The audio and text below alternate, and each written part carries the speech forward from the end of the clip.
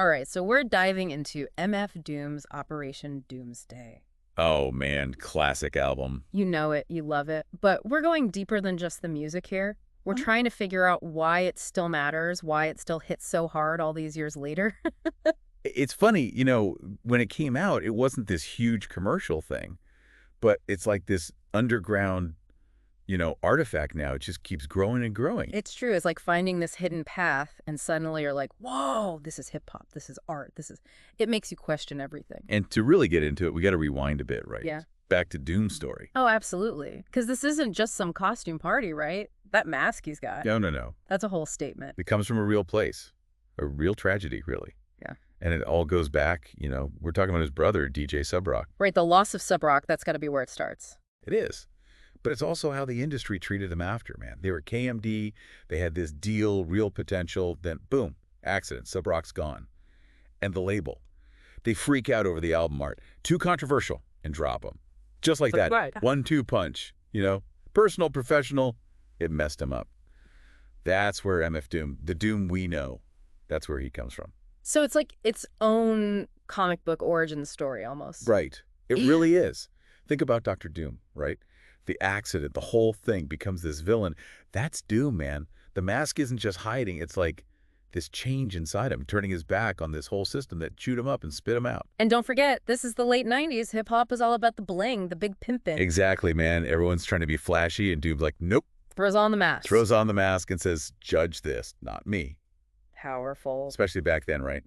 Rappers had to sell you their life story. Had to be authentic, even if it was all, Manufactured, yeah. Doom's like, my authenticity's in the music, in the rhymes, not some sob story. And that's what makes Operation Doomsday different. He's saying, you think you know what a rapper is? Think again. Not chasing fame, not chasing radio play. He's in control completely. And even the sound of the album, it's different. Oh, yeah. It doesn't sound like, your typical polished hip-hop album. It's raw, man. Like, he's rejecting that whole mainstream sound on purpose. Yeah, those samples, the dusty jazz. The cartoons, everything. Creates this whole other world. That's his world, nobody else's. It's like if film noir had a baby with, like a superhero comic book. Right, and he did that on purpose. He wanted it to be as different as he felt, as different as what he was saying. It's easy to think, with the mask and everything, that it's all just for show, Sure, sure. But when you really listen to Operation Doomsday, there's real emotion in there. Oh, absolutely. Underneath it all, he's letting you see those cracks,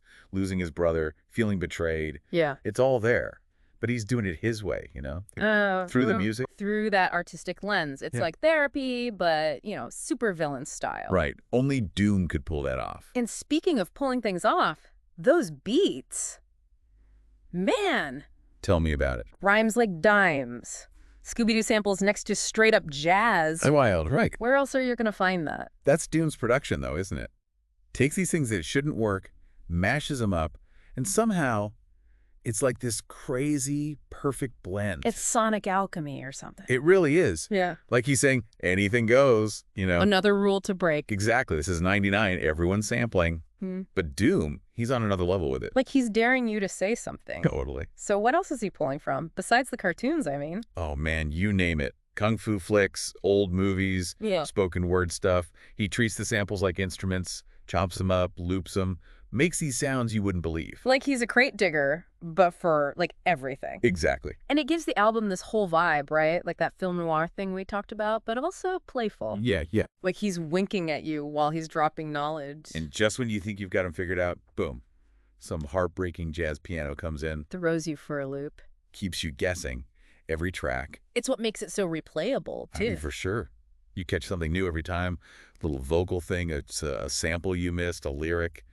It's an album you got to live with. And for something so raw, so not polished sounding, it's aged incredibly well. It's a testament, man, to having a vision, and sticking to it. He knew what he was doing, that's for sure. No doubt. Wasn't afraid to break the mold and look at the impact. All these artists today citing him as an influence. It's huge. Which makes me think, how does Doomsday fit into Doom's whole thing? This is one album, but he's got the whole career, the collabs, the masks, even those, The imposter shows. Yeah. Man, Doom was one of a kind. Never wanted the spotlight, just let the music do the talking. Which is so wild now, right? Everyone's got to be a brand, got to be out there promoting 24/7. Doom was like, nah, my art speaks for itself. He was on a whole other level. It was. In Operation Doomsday, it's like the perfect intro to that. It grabs you, makes you pay attention, Yeah. but it's effortless too. Just pure doom, Yeah, yeah. No compromises. And all those artists he influenced, like you said, Tyler, the creator, Earl Sweatshirt. Yeah, guys who get it, The DIY, the not playing by the rules. It's that doom spirit. What do you think it is about his music that connects with them? It's got to be a few things, right? The lyrics, first off. Nobody rhymed like Doom, Yeah. but also the risks he took, the sounds he used. And he never sold out, man. That's inspiring, especially to younger artists. Like a hip-hop superhero or something. Totally. Showing you can do it your own way and win. And it's not just hip-hop either, right? You see his influence everywhere. Oh, yeah. Across the board. Rock, electronic music, Doom's in there somewhere. Speaking of being everywhere, I want to get into the ideas on Doomsday a bit. Because this ain't just party music, right? There's some deep stuff in there beneath those beats. Oh, tons. Like the whole philosophy hidden in there. Okay, now you got to elaborate on that. What kind of philosophy are we talking? Well, on the surface, it's a villain, right? Talking trash, challenging everyone. Yeah. But underneath, man, it's about identity, about what's real, about art itself. Now that's a deep dive. So how does he do it? How is he using this villain character to talk about these big ideas? So we're talking about a supervillain, but also someone wrestling with real life. Yeah, using that persona to explore those deeper themes. Right, like on the surface, it's all braggadocio, right? Classic villain stuff. Exactly.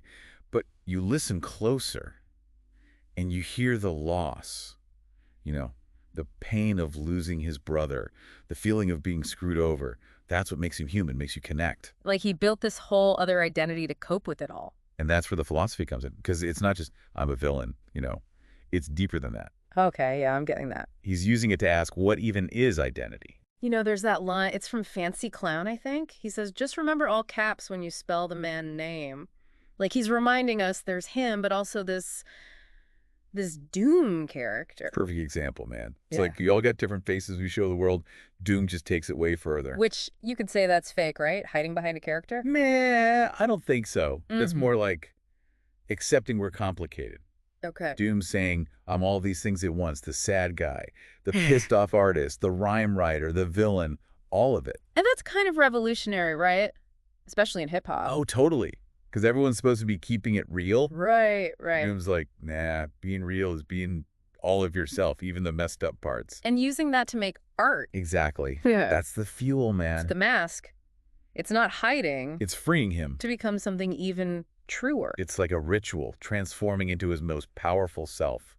That's deep, man. Doom was deep. He got that identity isn't fixed. It's something you can play with. And isn't that what Operation Doomsday is at its core? This idea of taking control, writing your own story, no matter what. 100%, man. It's a big screw you to the industry, to anyone who tries to put him in a box. And that still matters today, maybe even more. Oh, absolutely. Look at the pressure now, right? Mm-hmm. Got to fit in. Got to be a brand. Doom was like, nope, I'm good. He was ahead of his time, for sure. He knew real art. It comes from within. And that's why people still listen. Why he's a legend. Not just a rapper, but a whole vision. Showing you can do things your way and win. And Operation Doomsday, it's all right there. So we've gone deep on Doom, on the samples, the rhymes, the ideas. It's more than just an album, wouldn't you say? Just a statement, man. It's about the power of creativity, of being yourself, no matter how weird. Couldn't have said it better myself. So as we wrap this up, one last thing to think about. If MF Doom's mask is about that freedom, that power to be anyone, what would your mask look like? And what would you create with it? That's something to think about. Thanks for joining us for this deep dive.